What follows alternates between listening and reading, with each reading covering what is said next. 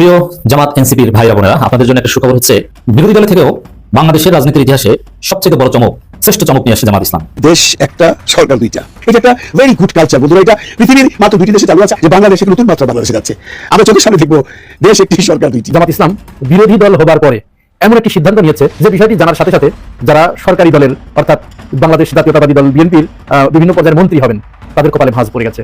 আরে ডক্টর ইউনূস একটা জিনিস রে ভাই, জিনিস কি কইরা রাখা গেছে, হারে হারে টের পাবেন, গিট্টু মারাবেন, তো একদম গিট্টু মারাবেন, এমন এমন প্যাচ ফেলে গেছে যেখান থেকে বাইরে যেতে পারবেন না। জামাত ইসলাম না জিতে গেছে, জামাত ইসলাম জিতে গেছে। দলীয় প্রধান এবং প্রধানমন্ত্রী এক ব্যক্তি হতে পারবেন না, তার মানে তারেক রহমানকে এখন দলীয় প্রধানের পদ ছেড়ে হয় প্রধানমন্ত্রী হতে হবে, না হলে প্রধানমন্ত্রিত্ব না নিয়ে দলীয় প্রধানের পদে থাকতে হবে। এসব বেকায়দা মুফতি আমির হামজা নির্বাচিত হতে না হতেই করেছেন ঘোষণা, কুষ্টিয়ার কোনো টেম্পো স্ট্যান্ড কিংবা সিএনজি স্ট্যান্ডে চাঁদাবাজি চলবে না। মুফতি আমির হামজার এই সাহসী বক্তব্যের পরে গোটা কুষ্টিয়ার মানুষ নড়ে চড়ে বসেছে। খালি অ্যাকশন অ্যাকশন, নতুন বাংলাদেশে খালি অ্যাকশন চলবে। এই যে দেখতে পাচ্ছেন কি লেখা আছে, আমি একটু পরে আপনাদেরকে শোনাই। জি হ্যাঁ, এটাই নতুন বাংলাদেশ। কোনো ধানায় পানায় চলবে না, খালি অ্যাকশন হবে, অ্যাকশন। কিন্তু দুঃসংবাদের পরে অবশেষে আমরা সুসংবাদ পেতে পারি, এমন আশাবাদ কি আমরা করতেই পারি? হ্যাঁ ভাই, সকলের মনের আশা একদিক দিয়ে যেমন পূরণ হয়নি, আবার অন্যদিক দিয়ে কিন্তু অলরেডি পূরণ হয়ে গেছে। প্রিয় দর্শক, ডক্টর মোহাম্মদ ইউনূস যখন অন্তর্বর্তী সরকার হিসেবে ক্ষমতা গ্রহণ করেন, ক্ষমতা গ্রহণের পর থেকেই কিন্তু রাজনীতির মহলে আলোচনা সৃষ্টি হয়েছিল যে ডক্টর মোহাম্মদ ইউনূস দেশ পরিচালনা করতে পারবে না। প্রিয় দর্শক, এরকমটি কিন্তু রাজনীতির মহলে গুঞ্জন সৃষ্টি হয়েছিল। কিন্তু প্রিয় দর্শক, সেই কথাটি বা সেই প্রেক্ষাপটটি ডক্টর মোহাম্মদ ইউনূস কিন্তু বর্তমান সময়ে এসে একটি ভিন্ন আঙ্গিকে দেখিয়ে দিলেন যে ডক্টর মোহাম্মদ ইউনূস কি জিনিস। প্রিয় দর্শক, আপনারা যে গণভোটে হা না ভোটটি দিয়েছিলেন, সেই ভোটে কিন্তু হা জয়যুক্ত হয়েছে।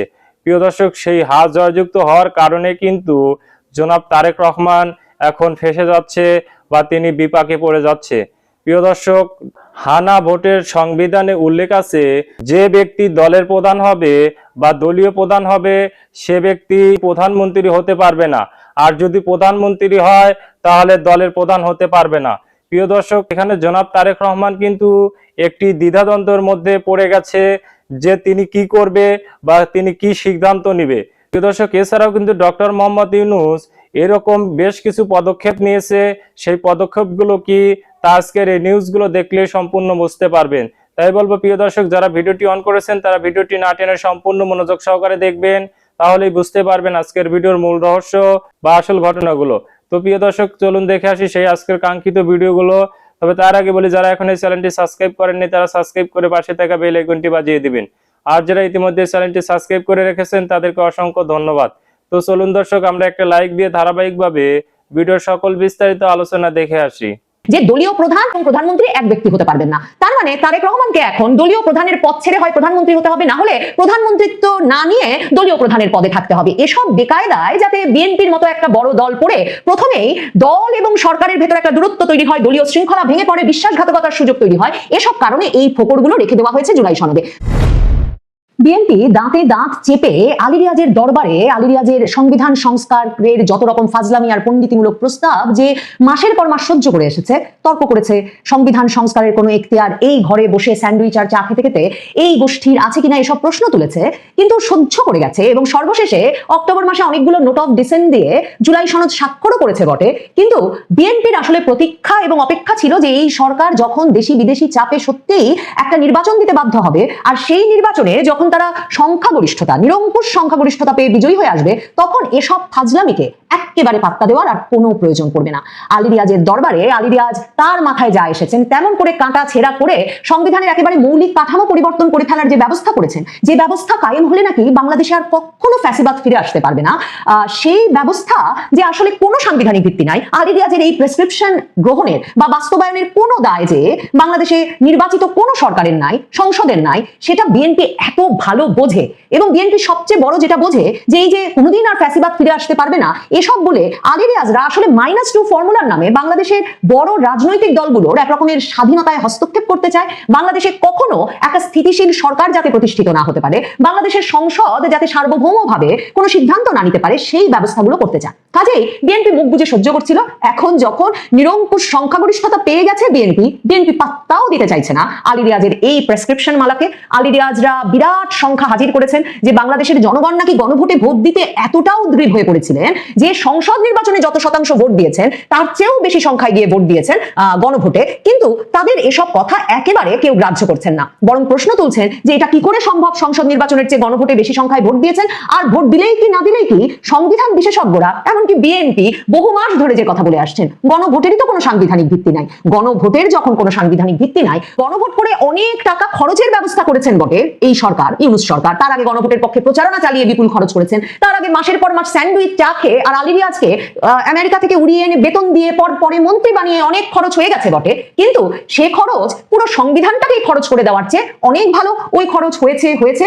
এখন আর সংবিধানটাকে মানে ৭২-এর সংবিধানটাকেই পুরো খরচ করে ফেলার যে মতলব আলী রিয়াজদের, সে মতলবে সে মরণ ফাঁদে বিএনপি পা দিতে একেবারে রাজি নয়। সরকার সর্বশেষ চেষ্টা হিসেবে যে শপথ গ্রহণ অনুষ্ঠান হতে যাচ্ছে মঙ্গলবার জাতীয় সংসদের দক্ষিণ প্লাজায়, সেখানে চেষ্টা করছে বটে সংসদ সদস্যদের শপথ নেওয়ানোর পরপরই ওই যে আলী রিয়াজ হঠাৎ করে নির্বাচনের আগে আমাদের জানালেন যে প্রথম ১৮০ দিন নাকি নির্বাচিত সংসদ সদস্যদের সংবিধান সংস্কার পরিষদের সদস্য হিসেবেও কাজ করতে হবে, এবং রাষ্ট্রপতি দ্বারা যে আদেশ জারি হয়েছে, রাষ্ট্রপতির আদেশ জারির কোনো সক্ষমতা নাই, কোনো সাংবিধানিক এখতিয়ার নাই, এটাও বিএনপি এবং সংবিধান বিশেষজ্ঞরা বলে আসছিলেন। রাষ্ট্রপতি জুলাই সনদ বাস্তবায়ন আদেশ নামে যে আদেশ জারি করেছিলেন, সেখানেই একটা নাকি শপথের ফর্মও আছে, সেই ফর্ম অনুযায়ী নাকি মানে ফর্মটাও আলী রিয়াজ নিজের মাথা থেকে বের করে নিজের ইচ্ছা মতো লিখেছেন, মানে এটা যেন একেবারে তার ইচ্ছে মতো লেখার এক কবিতার খাতা আর কি, সংবিধান আর শপথ আর যে কোনো সাংবিধানিক কার্যক্রম। তো আলী রিয়াজের এখনো স্বপ্ন যে শেষ পর্যন্ত তিনি নাটকের প্রত্যেকটি অঙ্ক মানে এক একটি অংশ যেভাবে লিখেছেন সেভাবেই যদি হয়ে যেতে পারে, তাহলে বাংলাদেশের ইতিহাসে তার নাম নিশ্চয়ই লিখিত হবে। এই স্বপ্ন নিয়ে এখনো জাতীয় সংসদ সচিবালয় থেকে বলা হচ্ছে যে দক্ষিণ প্লাজায় কালকে সংসদ সদস্য হিসেবে শপথ নেওয়ার পর নবনির্বাচিত সদস্যদের আলী রিয়াজের প্রেসক্রিপশন মোতাবেক সংবিধান সংস্কার পরিষদের সদস্য হিসেবে আরেকটি শপথ গ্রহণের সকল প্রস্তুতি তারা নিয়ে রাখছেন, কিন্তু পত্রিকাগুলোতে এই খবর কেউ নিশ্চিত করতে পারছে না যে বিএনপির ২০৯ জন সদস্য আদৌ সেই শপথ নেবেন কিনা। এছাড়াও আছেন আরো ৩ জন সদস্য যারা বিএনপি জোটের অংশ, মানে এই ২১২ জন সদস্য এই সংবিধান সংস্কার পরিষদের সদস্য হয়ে মানে একটা এরকম একটা হাস্যকর অসাংবিধানিক কাজে নিজেদের যুক্ত করবেন, সেটা আপাতত মনে করবার কোনো কারণ নাই। তারেক রহমান আসলে একেবারে মানে এগুলোকে তো এসব হচ্ছে তার একেবারে প্রথম রাতে বিড়াল মারা কর্মসূচির অংশ। কারণ এখন যদি এই জুলাই সনদ আলী রিয়াজের এই ফাজলামি প্রস্তাব মেনে নেয় একবার তারেক রহমান বা বিএনপি, তাহলে সবচেয়ে ভয়াবহ যে ঘটনা সেটা হচ্ছে মানে জামায়াতে ইসলামী এবং যেই দলটি একেবারে স্বাক্ষরই করে নাই জুলাই সনদ, জাতীয় নাগরিক পার্টি, তারা বলে তারা নাকি জুলাই সনদের পূর্ণাঙ্গ বাস্তবায়ন চায়, মানে কোনোভাবে আংশিক বাস্তবায়ন চলবে না। তার মানে জামায়াতে ইসলামী আর জাতীয় নাগরিক পার্টি যারা স্বাক্ষর করে নাই, বারবার এটা মনে করা দরকার, তারা এখন এত ভালোবেসে ফেলেছে জুলাই সনদকে যে তারা বলছে যে যদি সংবিধান সংস্কার পরিষদ হিসেবেও নতুন সংসদ কাজ করে সেখানে তাদের আর আলাপের সুযোগ নাই, কারণ আলাপ তো তারা আলী রিয়াজের দরবারে বসে মাসের পর মাস করে ফেলেছেন। পূর্ণাঙ্গভাবে সেই জুলাই সনদ নাকি বাস্তবায়ন করতে হবে নতুন সংসদকে। এর কারণ একটা হচ্ছে যে ধরেন জামায়াতে ইসলামী, জাতীয় নাগরিক পার্টি তারা জানে জুলাই সনদে অনেকগুলো ক্ষেত্রে বিএনপিকে মাথায় রেখে তাদের ডানা ছেড়ে ফেলার ব্যবস্থা করা হয়েছে। যেমন ধরেন জুলাই সনদে প্রস্তাব রাখা হয়েছে যে দলীয় প্রধান এবং প্রধানমন্ত্রী এক ব্যক্তি হতে পারবেন না। তার মানে তারেক রহমানকে এখন দলীয় প্রধানের পদ ছেড়ে হয় প্রধানমন্ত্রী হতে হবে, না হলে প্রধানমন্ত্রিত্ব না নিয়ে দলীয় প্রধানের পদে থাকতে হবে। এসব বেকায়দায় যাতে বিএনপির মতো একটা বড় দল পড়ে প্রথমেই দল এবং সরকারের ভেতর একটা দূরত্ব তৈরি হয়, দলীয় শৃঙ্খলা ভেঙে পড়ে, বিশ্বাসঘাতকতার সুযোগ তৈরি হয়, এসব কারণে এই ফোকরগুলো রেখে দেওয়া হয়েছে জুলাই সনদে। জুলাই সনদে রাষ্ট্রপতি পদে এমন একজনকে গোপন ব্যালটের মাধ্যমে উচ্চকক্ষ নিম্নকক্ষের সদস্যরা নির্বাচিত করবেন বলা হয়েছে, যেই ব্যক্তি নাকি কোনো রাজনৈতিক দলের সদস্য হতে পারবেন না। তার মানে ওই যে বিএনপি এখন ভাবছে মির্জা ফখরুল ইসলাম আলমগীর বা মঈন খান, তাদের বর্ষিয়ান শীর্ষস্থানীয় নেতৃবৃন্দ, তাদেরকে তারা রাষ্ট্রপতি পদে নিযুক্ত করবে, তার কোনো উপায় নাই। জুলাই সনদ আসলে মাথায় রেখেছে ডক্টর ইউনূসের মতো একজন লোককে, যিনি নাকি কোনো রাজনৈতিক দলের নন, কাজেই তিনি এসে প্রধানমন্ত্রীর সঙ্গে নাকি ক্ষমতার ভারসাম্য কায়েম করবেন এবং তার ফলে আর কোনোদিন ফ্যাসিবাদ আসতে পারবে না। এটা বলে কি কি জায়গায় রাষ্ট্রপতিকে ক্ষমতা দেওয়া হয়েছে, রাষ্ট্রপতি তথ্য কমিশন, এনার্জি রেগুলেটরি কমিশন, যাতে পিটার হাসকে ইচ্ছা মতো তিনি জ্বালানি বিক্রির কন্ট্রাক্ট দিয়ে যেতে পারেন, যেমন দিয়েছেন 18 মাস ধরে যুক্তরাষ্ট্র সহ বিশ্বের বিভিন্ন দেশকে, তিনি যাতে বিভিন্ন জ্বালানি এবং বাংলাদেশের তেল গ্যাস অনুসন্ধানের কাজকর্ম নিয়ম করে দিয়ে যেতে পারেন। এই কারণে এনার্জি রেগুলেটরি কমিশনের গঠন, এসব বিষয়ে রাষ্ট্রপতির নাকি প্রধানমন্ত্রীর কোনো অনুমোদন নিতে হবে না, প্রধানমন্ত্রীর কোনো অনুমোদন নাকি রাষ্ট্রপতির নিতে হবে না বাংলাদেশ ব্যাংকের গভর্নর সহ এরকম বিভিন্ন পদে নিয়োগের ক্ষেত্রে। জামাত ইসলাম বিরোধী দল হবার পরে এমন একটি সিদ্ধান্ত নিয়েছে এবং তারা এমন একটি ফর্মুলা হাজির করেছে যে বিষয়টি জানার সাথে সাথে যারা সরকারি দলের অর্থাৎ বাংলাদেশ জাতীয়তাবাদী দল বিএনপির বিভিন্ন পর্যায়ের মন্ত্রী হবেন তাদের কপালে ভাঁজ পড়ে গেছে। কি সেই বিষয়টি? সরকারি দলের যারা মন্ত্রী হতে যাচ্ছে বিরোধী দলের অর্থাৎ জামাত ইসলামের একটি ঘোষণায় তাদের কপালে ভাঁজ পড়ে গেছে। হ্যাঁ, তারা বলেছে যে তারা ছায়া মন্ত্রী পরিষদ গঠন করবে, এটাকে বলা হচ্ছে শ্যাডো ক্যাবিনেট। এই শ্যাডো ক্যাবিনেটের ধারণা বাংলাদেশে ইতিপূর্বে কেউ কেউ বলেছে, তবে এত জোরালোভাবে কিন্তু আসে নাই। এই ধারণা বাংলাদেশের শিশির মনির, আপনারা জানেন তিনি একজন বিখ্যাত আইনজ্ঞ এবং এই আইনের জায়গায় তিনি আমার মনে হয় যে একটা পর্যায়ে ইন্টারন্যাশনাল আইনজীবী তিনি হয়ে যাবেন।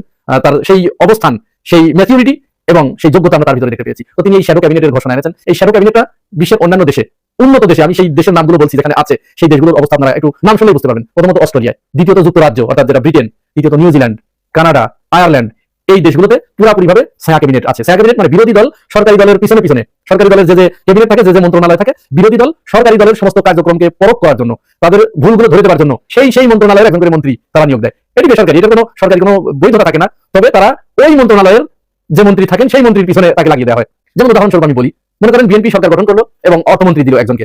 অর্থমন্ত্রীর কাজ কি? তিনি বাজেট পেশ করেন, বাংলাদেশের অর্থ পরিকল্পনা এগুলো তিনি দেখেন। ঠিক বিরোধী দল থেকে অর্থাৎ জামাত ইসলামের পক্ষ থেকে 11 দলীয় জোট থেকে একজন অর্থমন্ত্রী, ছায়া অর্থমন্ত্রী নিয়োগ দেওয়া হবে। তিনি কি করবেন? সরকারি দল যে বাজেট প্রণয়ন করলেন, এই বাজেটের যে ভুলগুলো আছে, এই বাজেট কি জনবান্ধব নাকি জনবিরোধী? এই বাজেট বাংলাদেশের জন্য কতটুকু বাস্তবায়নযোগ্য, কতটুকু বাস্তবায়নযোগ্য নয়, এটি কি অলিক নাকি বাস্তবসম্মত? এই বিষয়ে বিরোধী দলের ওই মন্ত্রী, তিনি ছায়া মন্ত্রী, তিনি ব্যাপকভাবে পড়ালেখা করবেন এবং জনবান্ধব বিকল্প আরেকটি বাজেট তৈরি করে জনগণের সামনে উপস্থাপন করবেন। উদাহরণস্বরূপ মনে করেন সরকারি দল 2 লক্ষ কোটি টাকার বাজেট ঘোষণা করলো এবং তারা কোন খাতে কত বরাদ্দ সেটি দেখালো। ছায়া মন্ত্রী তিনি বললেন যে না, এই খাতে এত বরাদ্দ লাগবে না, এর চেয়ে কম বাজেটেই আমাদের এই খাতে এত বরাদ্দ দিলে ওই কাজ করা সম্ভব, এবং তিনি এইটার সপক্ষে ডিটেলস ডকুমেন্টস হাজির করবেন।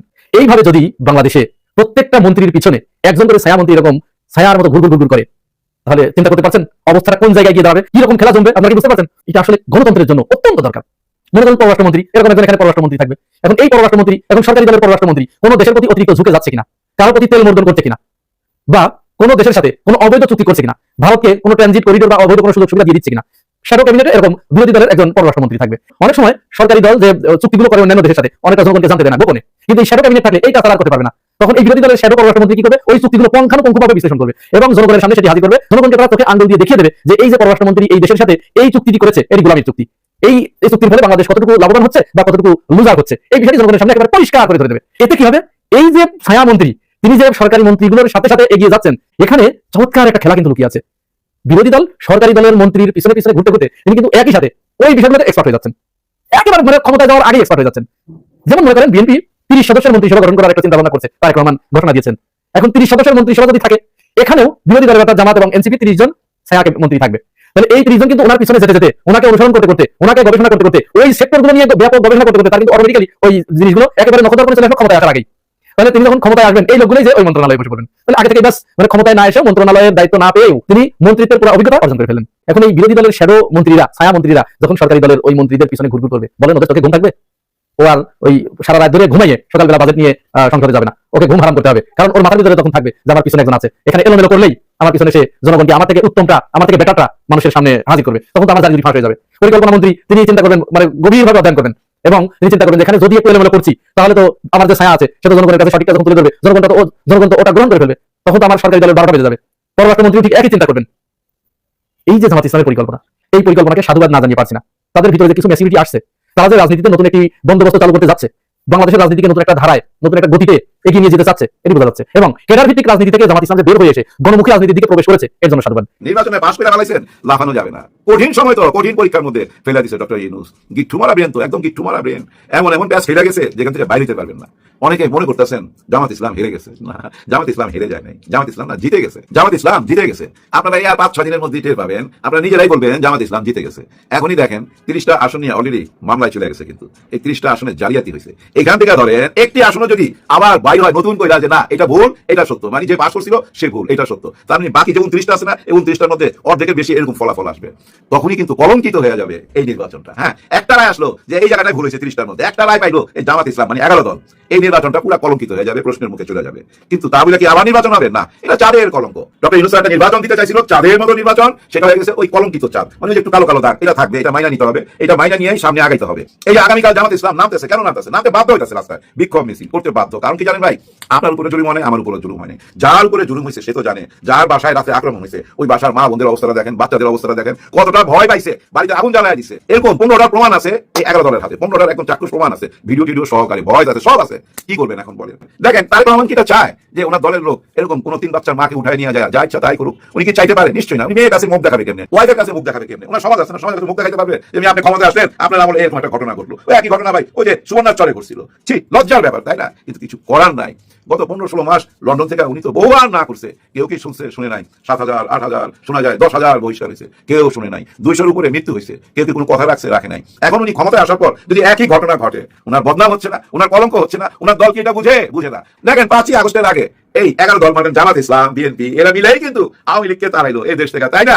ঠিক নির্বাচনে ফলাফল দেওয়ার পর হঠাৎ করে আওয়ামী লীগ আর ওনারা এক হয়ে যায়। এই যে আক্রমণটা, এই আক্রমণের পিছনে কিন্তু এক হওয়াটা, এটা মাথায় রাখেন। বিভিন্ন জায়গায় অফিস উদ্বোধন হইতেছে, আবার ছবি লাগাইতেছে। আজকে দেখলাম আমার 32 নম্বরে এক স্যার, ঢাকা বিশ্ববিদ্যালয়ের এক টিচার যায় এখানে হাজির, ওনার আবেগ খুব চায়া করতেছে। আরে ভাই ধৈর্য ধরেন, আর অনেকেই যাইতেছে এই 32-এর দিকে। এখন যাওয়ার দরকার ছিল না, মানুষের ভিতরে তো তৈরি হইতেছে 32 নিয়ে আবেগ তৈরি হইতেছে। বুঝেন না কেন? ফজলুর রহমান সাহেব, বীর মুক্তিযোদ্ধা ফজলুর রহমান সাহেব, উনি পাস করছে। উনি পাস করা মানে কি? 71-এর জয়। উনি তো 71-এর কারণেই পাস করছে। ওই 32 নম্বর এই ফজলুর রহমান সাহেব নিজে রাতে ঠিক করে দিবে। আপনারা চিন্তা করতেছেন কেন? এখনই যাইতে হবে কেন? মানুষের ভিতরে আরো আবেগ তৈরি হইতে দেন না।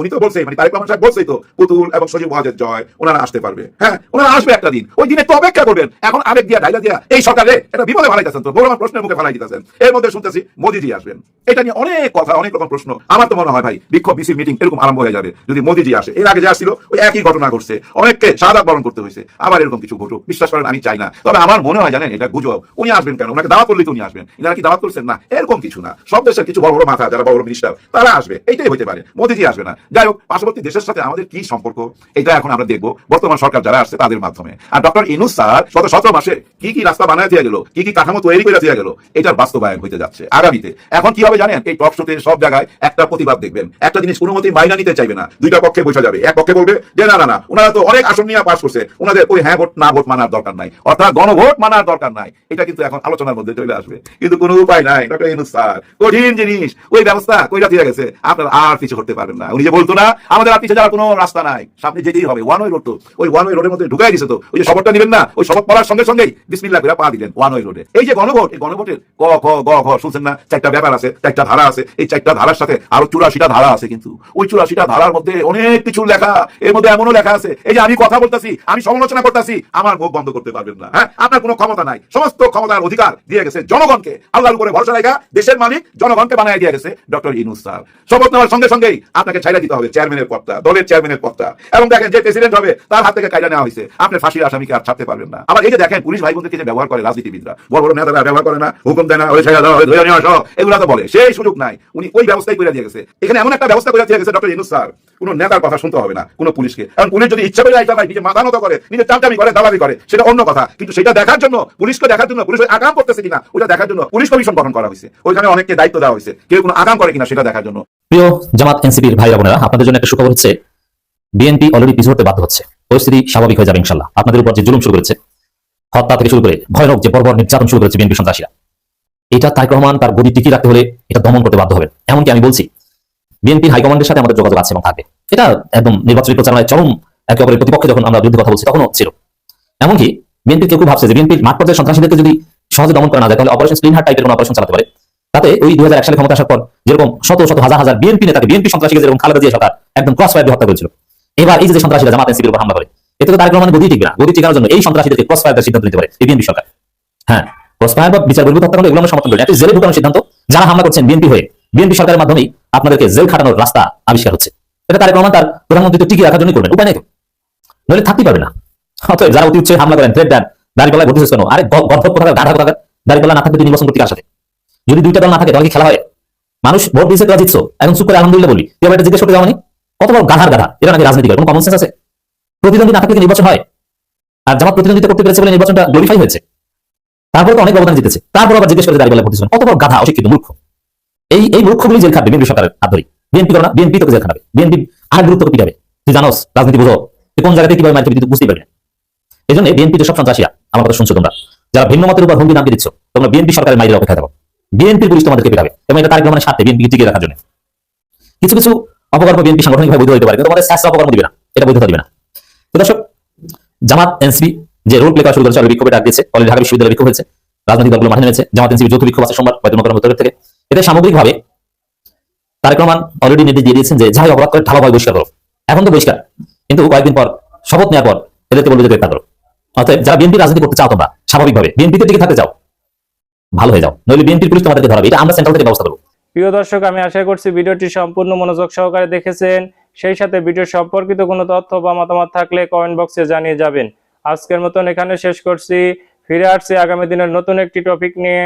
সে পর্যন্ত সবাই ভালো থাকবেন, আল্লাহ হাফেজ।